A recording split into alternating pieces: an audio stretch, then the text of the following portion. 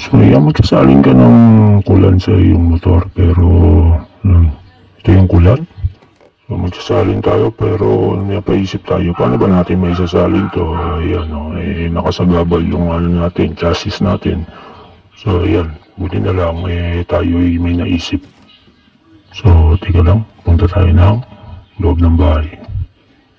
Let's go. Ayan, lakad na tayo mga katrol, pupunta tayo ng ating bahay. At yan, punta tayo sa CR. Buti na lang kung nakaisip ko to. Ayan, meron pa pala tayong panlinis na CR dito. Ayan, tama-tama, walang laman. So itong gagawin natin pansalin. Siyempre, bago natin yan gamitin, lilinisin muna natin yan. Kasi baka bumula-bula yung radiator ng ating motor pag hindi natin nilinis do. Baka luminis siya maigi na parang bowl. So yan, siyempre linisin natin yan maigi para mawala yung chemical dyan. Sure ball natin na linis na linis.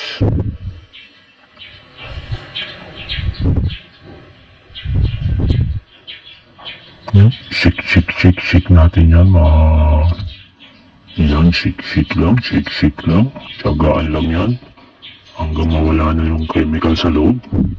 At ito yung gagamitin natin pansalin ng kulan. Yan, nakakapagod din pala ito, makakatrops, no? Sige, yan, okay, salin ulit. Iuli tayo ng tubig. At siyempre, shake uli natin yan.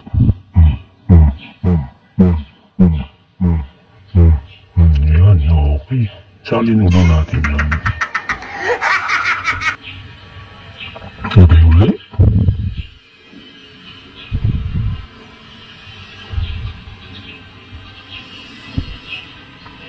Okay na yan. Malinis na yan.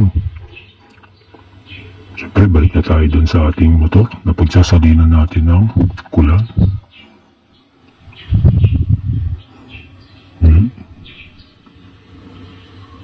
Sikip naman dito. Ayan. So, tanggal natin yung takip ng kulan. Ayun, natanggal na. Ayan. Testing muna natin kung ubra talaga siya. Aba, pwede na, no? Yung galing. Siyempre, magsali na tayo ng kulan.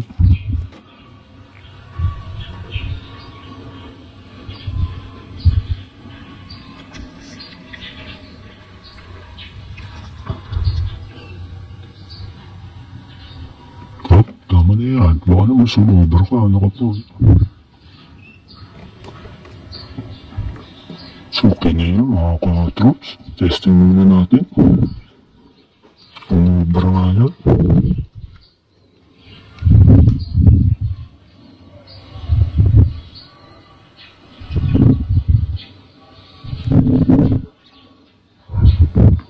Testing na natin.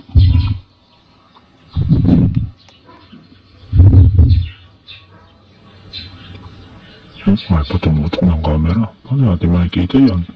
Ano sabihin, nagluloko lang tayo dito. Ayun. Okay.